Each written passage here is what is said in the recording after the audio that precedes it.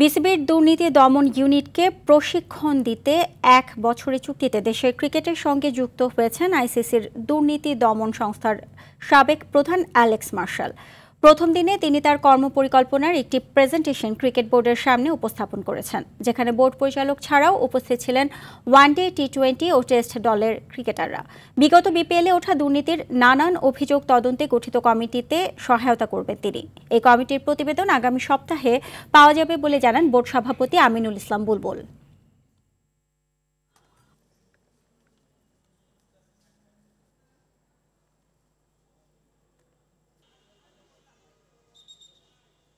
আমাদের কাছে এখনো পর্যন্ত প্রতিবেদনটা আসেনি। প্রতিবেদনটা আসার কথা আছে সামনের সপ্তাহে।